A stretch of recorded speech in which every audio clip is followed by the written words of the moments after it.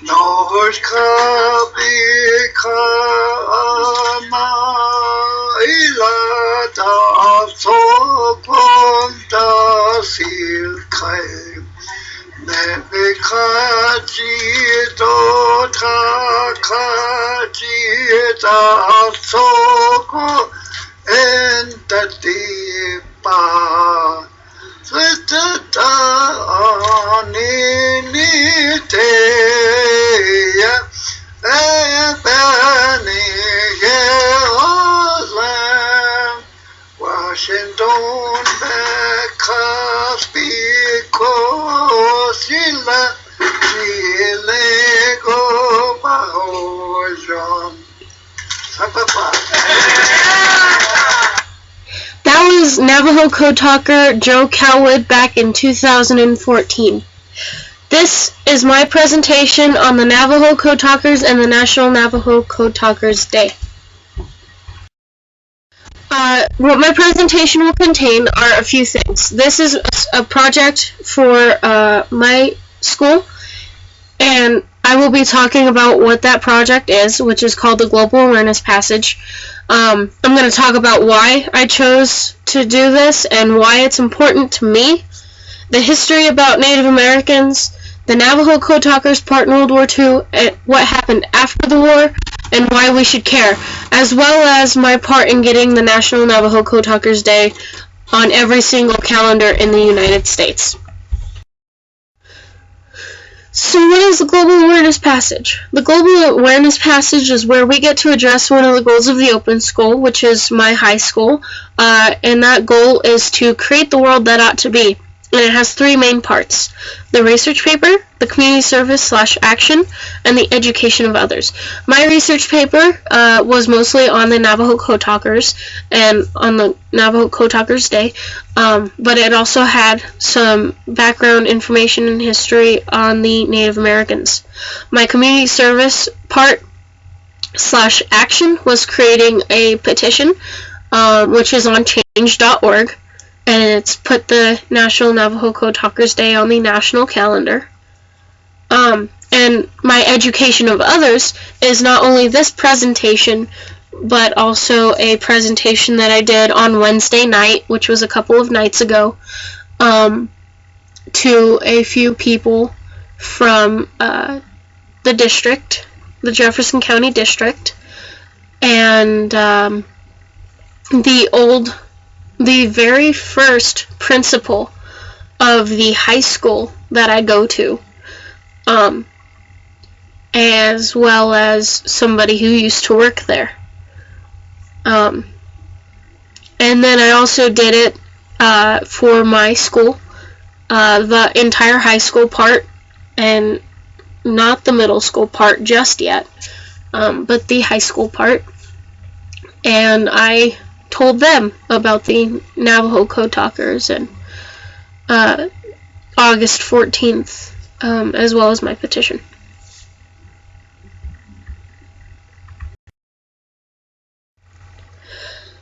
So why did I choose this topic?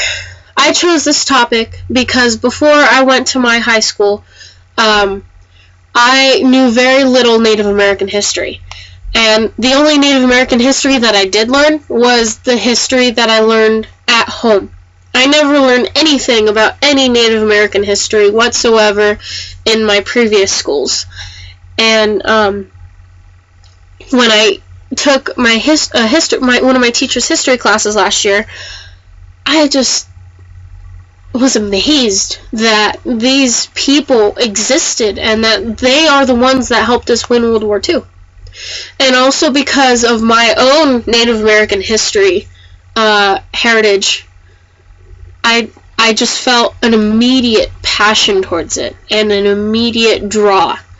I have Navajo, Ute, and Apache blood in me, and to find out that the Navajo Code Talkers were a thing just made me really happy and really angry at the same time, because I felt that they should have been talked more about, even though they weren't. And I guess I felt pride as well. So the history on the Native Americans was that the Native Americans always fought to defend themselves. They were always, like, caring people, especially for one another. They would always lay down their lives for one another. But if you tried to fight them or their family or do any harm, you would automatically become their enemy. But they were originally caring people. The first attack was by Christopher Columbus and the Spaniards, and they believed that the Native Americans were savages and that they had to become civilized. So they created the boarding schools, which were church or government operated. And the Native Americans had no choice but to send their children to boarding schools afterwards, because there was no other schooling available for their children. And their kids could not see anyone outside of the boarding schools for up to 4 years. And the boarding school life was extremely horrible on the self-esteem. It says, the boarding schools had a bad effect on the self-esteem of Indian students and on the well-being of native languages and cultures. In the boarding schools, they also took away your language. They took away your culture. They took away your traditional clothing and your Native American names, and they forced you to cut your hair. They replaced your Native American name with a white one, with an English name, and if you spoke any kind of your language, you were either beaten or your mouths were washed out with soap. And it could go on for about a week. However, not all memories in the boarding schools were bad. Entirely bad. Because the Native Americans learned how to trade, and they learned a bunch of other different stuff that would help them with life after the war, as well as making lifelong friends and memories. The Navajo Code Talkers' part in World War II. So, during not only World War II, but World War I as well, Native Americans were used to send messages via telephone. And because we were losing the war, and we needed a code that the Japanese could not break, this code would later on become very crucial in winning World War II. So in 1941 and 1942, the Marine Corps started to recruit the Navajo Code Talkers, and the idea came from Philip Johnston, who was a missionary son and a World War I vet, who had heard about the success that the Choctaw had doing the same thing, which was the Native Americans that helped us in France in World War I, near the end of the war. And the language was simple and easily understood, but to outsiders, it was very complex. And, like, it was just really hard to get a grasp on unless you already spoke the language. And Philip Johnston also had grown up on a Navajo reservation. So in the war, if there was a message for a code talker, they would say message for Arizona, and that would mean give the radio to a code talker, and so he can translate this message.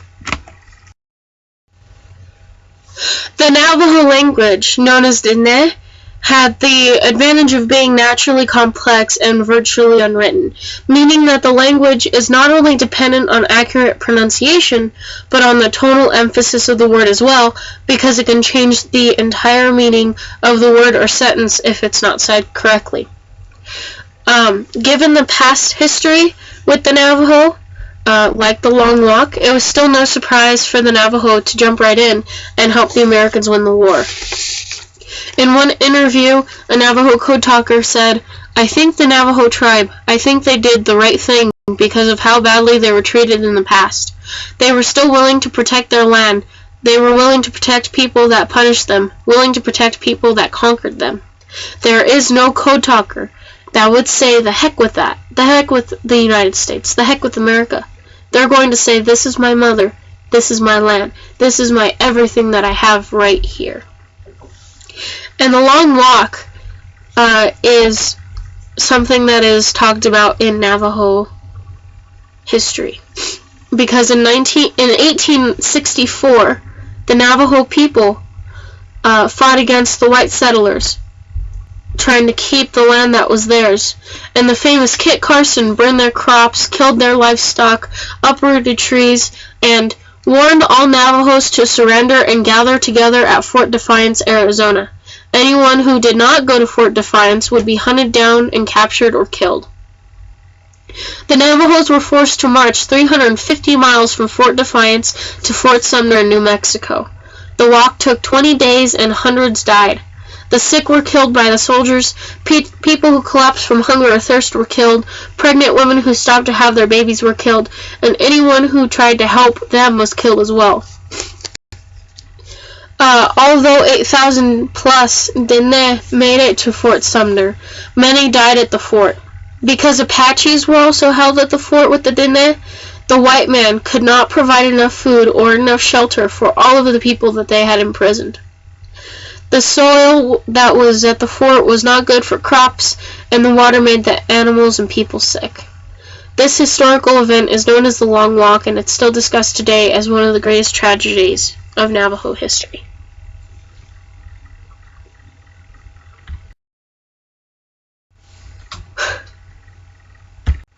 So, according to a Navajo code talker, Chester Nez, a major in the military took them into a room and told them that they needed to create a code out of their own language. And then he closed the door to the room and locked it behind him.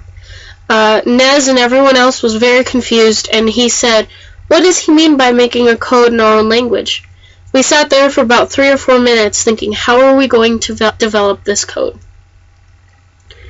And creating this code, they had to come up with one in order to stop the Japanese from decoding our messages. So they would use words in English that would translate into English would be like potato, and that would be used to describe a hand grenade. Hummingbird in English would be described as a fighter plane. In addition to those words as well, they would play word games to make it even more confusing and even harder for the words to be cracked. And also, as this code continued to adapt, a code talking school had been created, and more Navajos came in and started learning the codes. Eventually, more than 400 Navajos were recruited as code talkers, and from those who enlisted and those who were drafted into the war. And in a 2004 interview, Chester Nez, who was one of the original 29, said, "So we start talking about different things, animals, sea creatures, birds, eagles, hawks, and all those domestic animals. Why don't we use those names of different animals from A to Z? So we took A, a red ant that we live with all the time. B, we took a bear, Yogi the bear. C, a cat. D, a dog. E, an elk. F, fox. G, a goat, and so on down the line."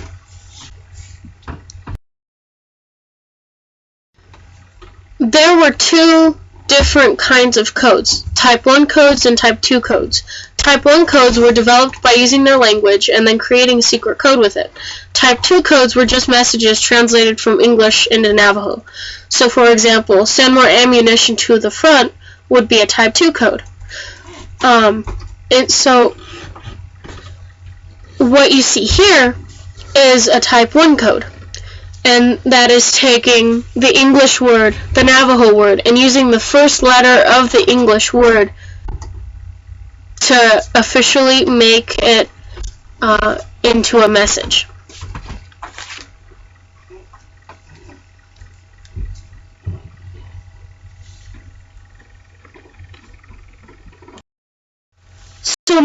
So more than 12,000 American Indians had served in World War I, and that was about 25% of the male population. In World War II, when the total American Indian population was less than 350,000, an estimated of 44,000 Indian men and women served. But not only the men and women served, it was also teenagers as well. And there were as young as 15 years old. They would lie and say, yeah, we're about 18 years old, 17 years old, And so as young as 15 years old, they were able to go into the war. 420 Navajo served in World War II, and they do continue to speak their language today to preserve it for younger generations. So what happens at home after the war? Many of the soldiers are Christian, so going to church and praying helped them during their healing process. And many Native American tribes believe that after a soldier goes to war and comes back home, his life is unbalanced and he's not at peace. So they give ceremonies to kind of make their lives go back into balance and to give them that peace and to give them spiritually, mentally, emotionally, and physically healthy. Not only do the tribe ceremonies make it easier for them, but as I had said, many of the soldiers are Christian, so going to church services and praying also help them during their healing process. The Navajo had a different way of healing. So when a Navajo soldier returns home from war, his family will decide if they can sponsor a ceremony for him and get him a medicine man. And John Brown Jr. is an example where he talked about what they had done for him after he came home from war. And they had a enemy way ceremony, which is also known as a squaw dance. And for him, all of the bad images of the rotting Japanese and the smell of the dead people and the blood had all gone away. He said, and I imagine they killed that evil spirit that was in my mind. That's what it's about. There's a lot of stories there. It takes a long time to talk about it. It usually takes a medicine man to explain everything properly, but it works. After coming home from the war, they had a hard time finding jobs. Racism was huge back then, and they still couldn't vote. Getting training for jobs or an education for a job was very hard to do, especially because jobs were scarce. And because of racism, it made it even harder for them to find jobs. And even eating and drinking in certain places did not accept the natives, and they did not even get to vote in national or state elections. Although there was an Indian Citizen Act of 1924 that granted full United States citizenship to the Native Americans, and some states still refused to let them vote, and it wasn't until 1948 New Mexico and Arizona and 1957 in Utah where they were allowed to vote. Many natives stayed in their home communities, farming and fishing, ranching, and doing whatever work they could find. Others were forced to move on to different larger urban areas where work was easier for them to get, and some natives have worked to help preserve their languages. They've become, they do art, and they've also become educators and professionals in other kinds of fields as well. 40 years after Iwo Jima in 1982, the then President Ronald Reagan declared August 14th the National Navajo Code Talkers Day. It's still not seen anywhere on any calendar, and many people cease to know about the Navajo Code Talkers and what they have done for their country. And I had asked about a handful, if not more, of people older than me if they knew about the Navajo Code Talkers. About 50 to 70% of them said no. And then I asked kids my age and kids younger than me if they knew about the Navajo Code Talkers, and they also said no. And this day still ceases to be seen on any calendar anywhere except for the calendar now in Arizona, because back in July of last year, Governor Janice Brewer had declared August 14th the National Navajo Code Talkers Day on the Arizona calendar. So it's there on the Arizona calendar, but it's not on any other calendar anywhere else. And I feel that it should be put on the calendar. We should educate other people about the Navajo Code Talkers and all the other Code Talkers out there too, and tell them what they did for us, making a new tradition for generations to come, and to celebrate August 14th yearly to honor them. And on July 26, 2001, 4 Native American men from the original 29 were awarded the highest civilian award that the U.S. Congress could bestow, putting them on a level with previous distinguished recipients such as George Washington, Jesse Owens, and Robert Kennedy. President Bush had told a packed audience in the Capitol building that the four Navajo inspired the respect and admiration of all Americans, and that the nation's gratitude was expressed for all time in the medals he was about to give them. The Code Talkers were in the U.S. Marines from 1942 until 1945 in the Pacific.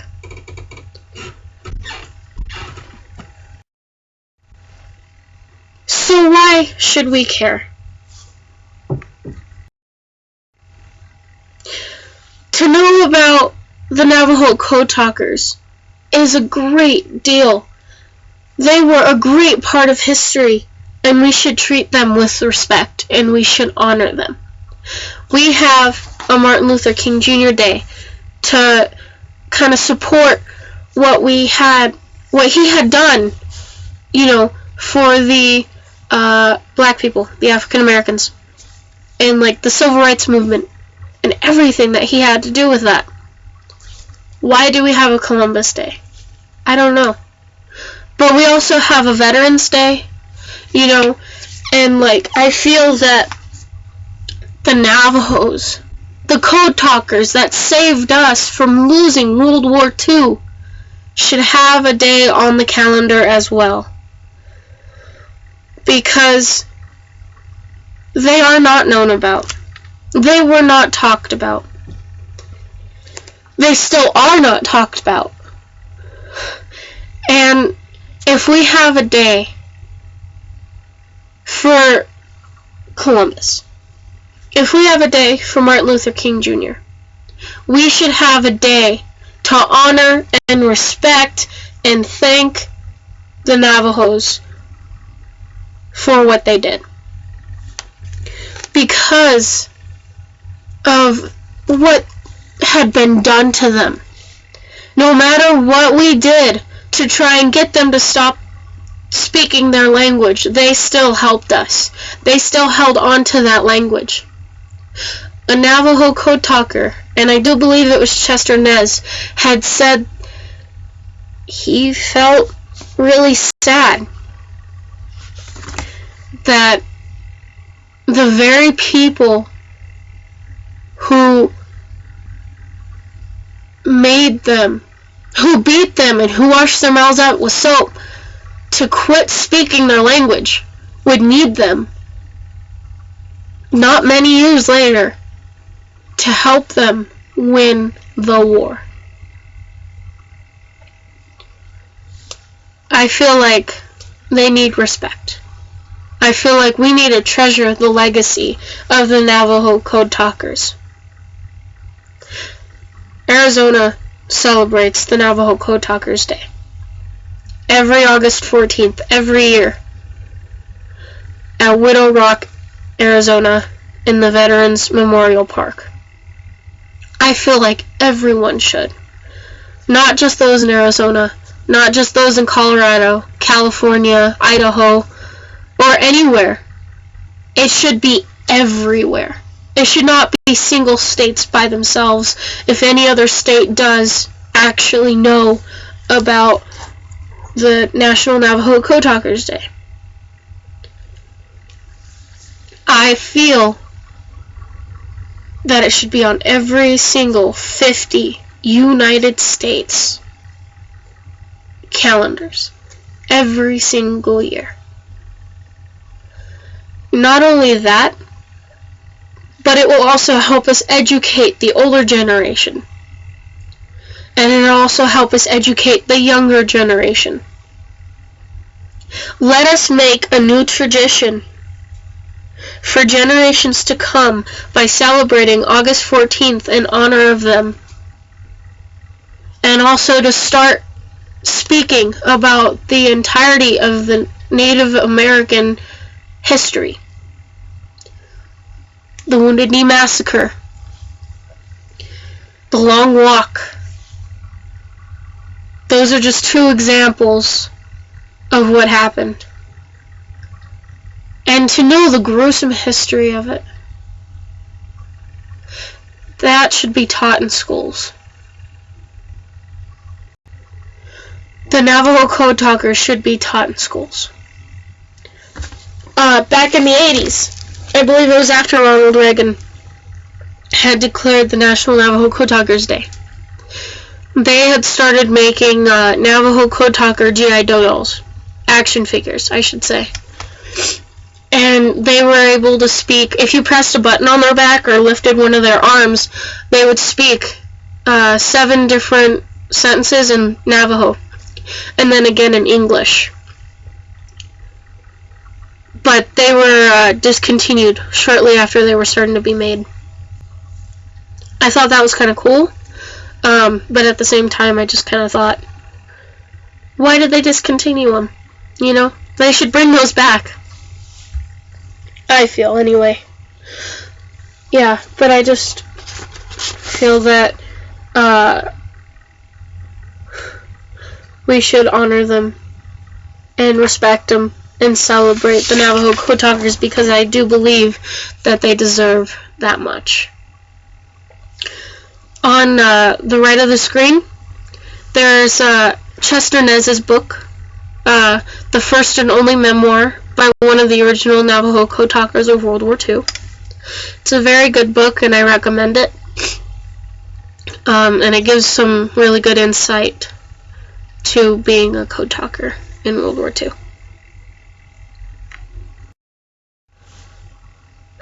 My part in getting the National Navajo Code Talkers Day on the national calendar.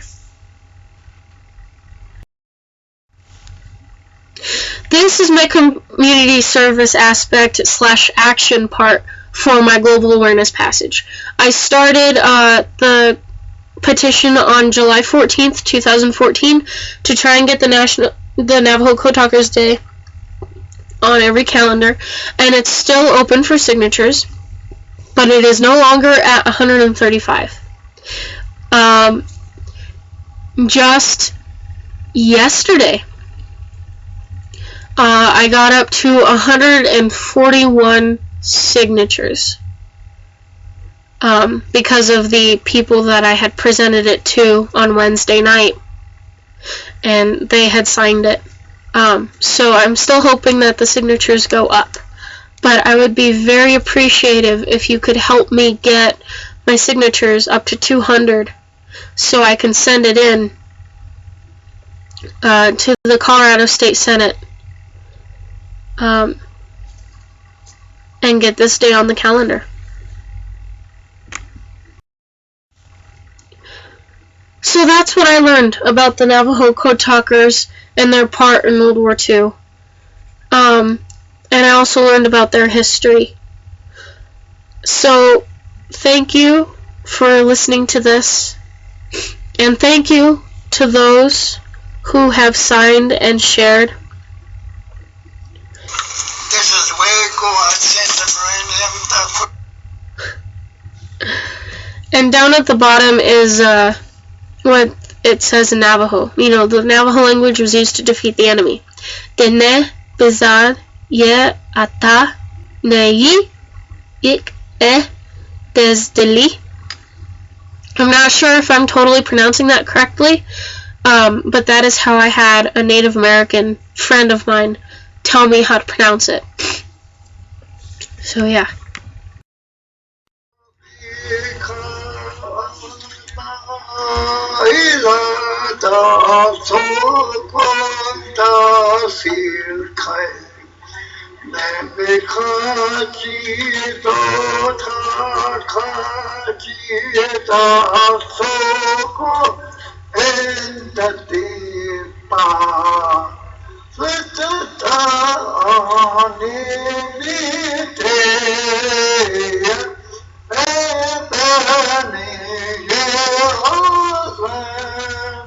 Washington,